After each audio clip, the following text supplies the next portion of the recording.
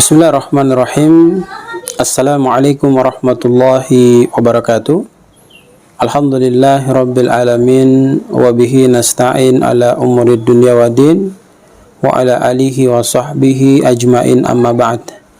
Saudara kaum muslimin, ayah bunda, para muhsinin dermawan dan sama dirahmati dan dimuliakan Allah subhanahu wa ta'ala, kembali kita bertemu dalam kondisi sehat walafiat.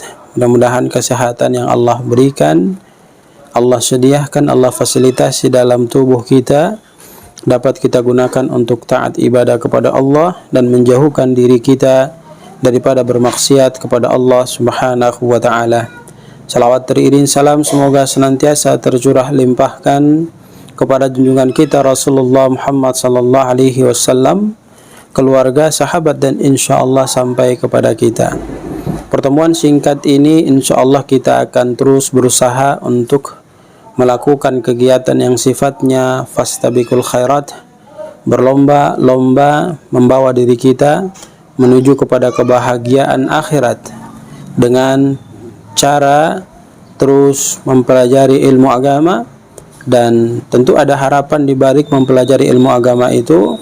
Ketika kita paham terhadap agama, maka landingnya adalah kita mampu melaksanakan syariat-syariat ajaran agama kita dengan baik dan terus berusaha berupaya memahami hal-hal yang dilarang oleh Allah Subhanahu wa taala, yang kalau kita kerjakan akan mengakibatkan ancaman neraka bagi diri kita. Dan tatkala kita telah memahaminya, maka tugas kita adalah meninggalkan hal-hal yang dilarang oleh Allah Subhanahu wa taala, sebab ancamannya adalah nerakanya Allah Subhanahu wa taala. Jamaah yang sama dirahmati dan dimuliakan Allah Subhanahu wa taala, mari bersalawat kepada Rasulullah Muhammad sallallahu alaihi wasallam dengan ucapan Allahumma salli wa sallim ala nabiyina wa maulana Muhammad sallallahu alaihi wasallam. Pertemuan kita pada kesempatan yang sangat berbahagia ini, insyaallah kita akan sedikit mengupas terkait dengan beberapa hadis dari Nabi sallallahu alaihi wasallam yang akan kita dengarkan secara seksama. An Ibni Umar radhiyallahu anhu anin Nabi sallallahu alaihi wasallam, dari Ibnu Umar, semoga Allah meridai dan merahmatinya, dia menyampaikan dari Nabi sallallahu alaihi wasallam itu bersabda, la tuqbalus salatun bighairi tuhurin, ya, bahwasanya Rasul sallallahu alaihi wasallam menegaskan tidak akan diterima salat salah seorang di antara kita apabila dia dalam kondisi tidak bersuci, atau dia tidak bersuci terlebih dahulu sebelum melaksanakan salat. Wala shadaqatun min gululin, dan tidak ada sedekah bagi seseorang bernilai pahala untuk dirinya apabila harta yang dia sedekahkan itu berasal dari harta curian. Hadirin yang sama dirahmati dan dimuliakan Allah Subhanahu wa taala, sepintas kita mendengar hadis ini, maka kita bisa memahami bahwa konteks hadis ini adalah mengarahkan kepada kita tentang tahara, kesucian pada diri kita. Sehingga dalam proses berwudu saja kita diperintahkan untuk mensucikan diri kita sebelum menghadap Allah Subhanahu wa taala. Lantas kita pun ingin membersihkan harta kita. Jangan sampai harta itu tidak dibersihkan secara totalitas oleh diri kita karena ada campur tangan pencurian dalam harta tersebut. Dalam hadis lain Nabi sallallahu alaihi wasallam memberikan penjelasan dari Ali radhiyallahu anhu, dia berkata, ini Nabi sallallahu alaihi wasallam, Rasulullah sallallahu alaihi wasallam bersabda, miftahus salati tuhur. Jadi kunci diterimanya salat kita adalah terletak pada wudu kita, kesucian kita. Wa takhrimuha takbir wa tahliluha taslim. Ya. Keharamannya adalah takbir dan penghalalannya adalah salam. Jadi kita ketika takbir maka kita fokus hanya mengingat Allah Subhanahu wa taala. Kenapa? Karena pada takbir itu telah memberikan terjemahan kepada diri kita, Allahu Akbar, Allah Maha Besar. Maka yang lainnya semua kecil, tidak boleh kita ingat, tidak boleh kita masukkan dalam pikiran kita ketika kita dalam melaksanakan ibadah. Kalaupun kita sudah berusaha kemudian masih saja ada pikiran-pikiran tertentu yang masuk dalam pemikiran kita, maka insya Allah hal yang demikian itu bisa dimaklumi dan ya bisa kita mendapatkan pahala dari apa yang kita kerjakan. Namun mendapatkan pahala itu tidak sepenuhnya prosentasinya oleh karena kehusuan kita terganggu dengan ingatan-ingatan hal-hal tertentu yang mestinya tidak boleh kita lakukan dalam pemikiran ingatan kita. Hadirin yang dirahmati dan dimuliakan Allah Subhanahu wa taala, ya pembahasan terkait dengan bersuci, ya pembersihan diri itu banyak, ya diantaranya ada hadis Nabi sallallahu alaihi wasallam yang menjelaskan kepada kita terkait dengan 5 fitrah yang harus kita jaga kebersihannya dalam kehidupan kita sebagai seorang muslim. An Abi Hurairah radhiyallahu anhu qala Rasulullah sallallahu alaihi wasallam, dari Abi Hurairah radhiyallahu anhu dia berkata, Nabi sallallahu alaihi wasallam bersabda, "Al fitratu khamsun." Fitrah atau pembersihan diri pada diri manusia itu terletak pada 5 perkara. Jadi semua dari kita harus melakukan 5 perkara tersebut, ya. 5 aspek yang akan kita dengarkan secara bersama. Rasulullah SAW menegaskan al-khitan. Yang pertama khitan, ya kalau bahasa kampung kita sunat.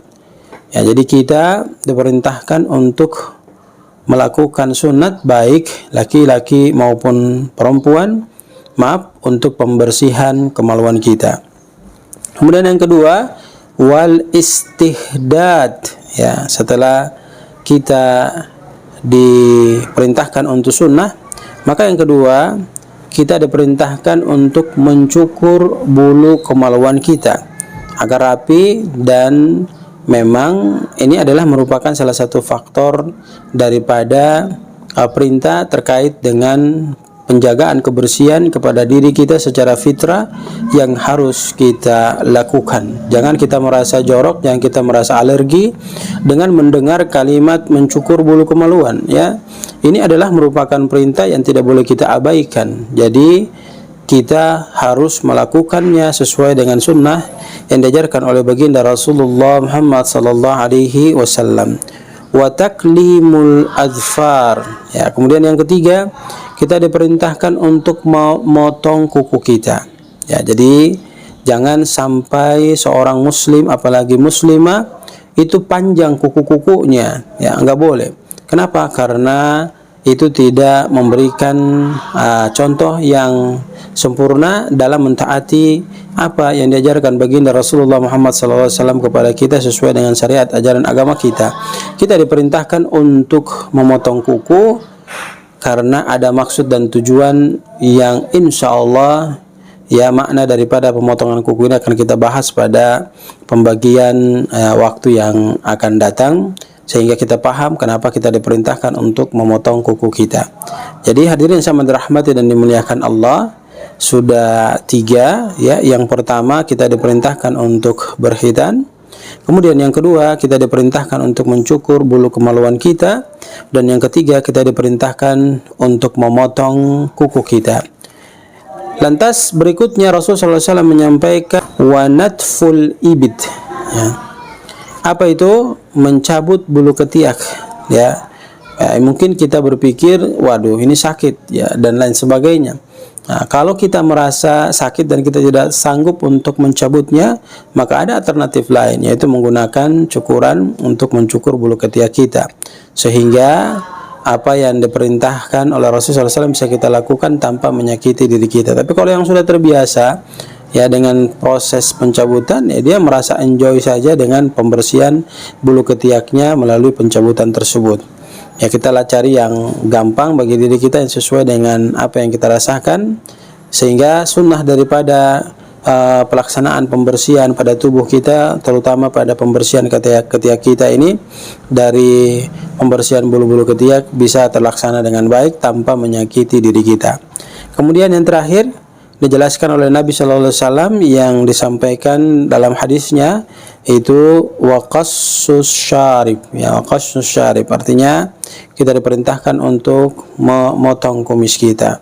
Itulah 5 perkara yang kita harus kerjakan, harus kita lakukan dalam kesucian atau pembersihan diri kita, yang mesti kita jaga, yang mesti kita pelihara pada jiwa dan raga kita, sehingga semuanya mendatangkan keenakan pada diri kita, kebahagiaan kepada diri kita, oleh karena kondisi tubuh kita menjadi bersih disebabkan karena kita mengamalkan sunnah-sunnah daripada baginda Rasulullah Muhammad sallallahu alaihi wasallam.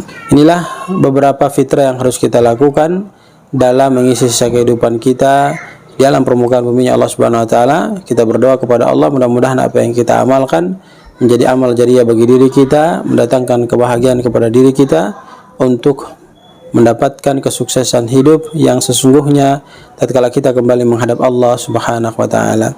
Barakallahu fikum, jazakumullahu khairan. Subhanakallahumma bihamdika nasyhadu an la ilaha illa anta nastaghfiruka wa natubu ilaik.